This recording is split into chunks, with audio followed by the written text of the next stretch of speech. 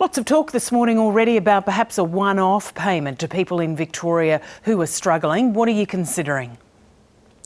Well, the pandemic's not over, and neither is the support from the Morrison government. Last night I had a constructive conversation with my Victorian counterpart, Treasurer Tim Pallas. The Prime Minister spoke to the Acting Premier, James Merlino. We recognise that with the extension of the lockdown, Victorian families and businesses are doing it tough. As you know, in Victoria, people have been subject to now a fourth lockdown, something that other states have been spared. And the Morrison government has been there for not just Victorians, but for Australians from day one of this crisis, and will continue to provide that support. So we'll stick to the principles that have guided us to date with our economic support packages, namely that it will be temporary, that it will be targeted, that they'll be measured, and that they'll be using existing systems, and we'll have more to say about that in due course. OK, so you are guaranteeing, though, that there is going to be help from the federal government, because that is a step further than you were going yesterday. I should say extra help. Disaster recovery scheme, the one-off payment. Will people have to prove that they're not earning money? How are you going to work that out? Well, again, I'm not going to preempt the details of decisions that... Lots of people watching in Victoria. You know Josh Frydenberg. There are people watching News Breakfast in Victoria who are hanging on every word you are saying right now.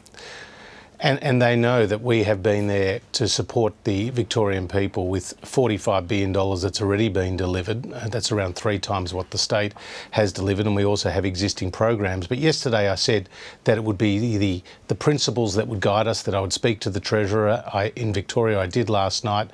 I heard him out, and we'll have more to say about that in due course. They'll have to match it? You'll be expecting them to match it? I'll let you just fix up that headphone earpiece there. That's OK. I wouldn't want you to miss anything.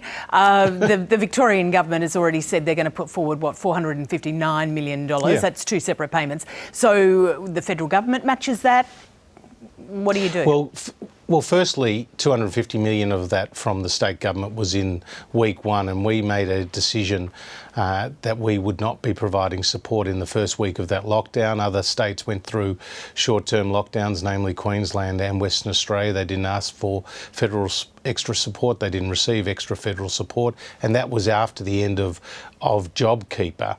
But now that the lockdown has been extended, then we obviously are considering the implications of that, and we do understand the need that Victorian families and businesses have right now, and hopefully when the details of the easing of restrictions are announced by the state government, that will come as some relief, particularly to regional Victorians, because you've got a situation, for example, in a regional city like Mildura, who are probably watching your show today, more than 50,000 people, more than 500 kilometres away from Melbourne. They haven't had a case for 13 months, yet they were subject to the same restrictions and lockdown as the people in inner Melbourne. So all those responses and decisions by the state government really do need to be proportionate to the challenges that we face. I know you were stressing yesterday in your press conference that Victorians have had 140 days. It'll end up being more in lockdown, that the rest of Australia on average had 6, that Victorian students had been out of school for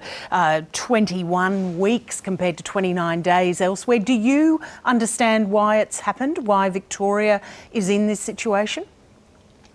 Well, there are only answers that the state government can provide, but they are the questions that Victorians are asking, and legitimately asking. I mean, as you know, it's been the same virus nationwide, indeed globally. It's been the same quarantine facilities that have been able to be accessed in New South Wales as in Victoria. It's been the same technology with respect to QR code systems that are available in New South Wales as in Victoria. But if you take out the first initial nationwide lockdown, since then Victorians have been subject to 140 days of lockdown, whereas the average across the other states and territories has just been 6 days. I'm glad you've raised quarantine, though, in that explanation, because why is the federal government taking so long to make a decision when you've got Jane Holton saying she's perplexed, and she was the one that said back late last year that it had to get fixed, that best practice wasn't being followed?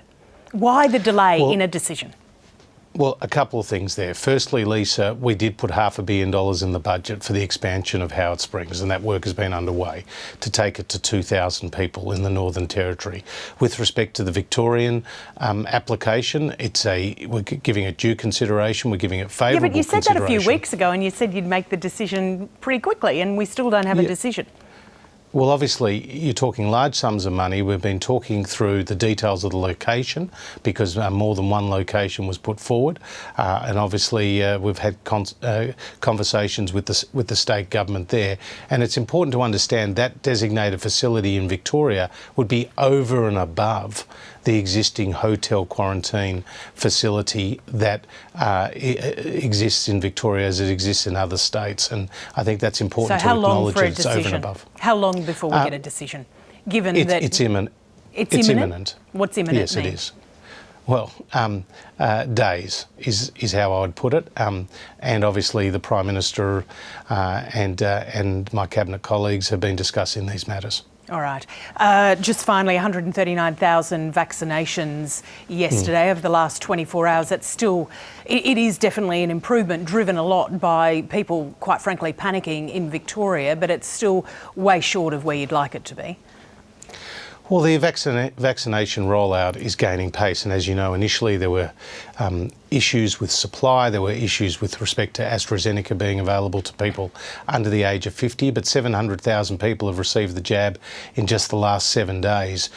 Initially, it took 47 days to distribute and deliver the first 1 million jabs.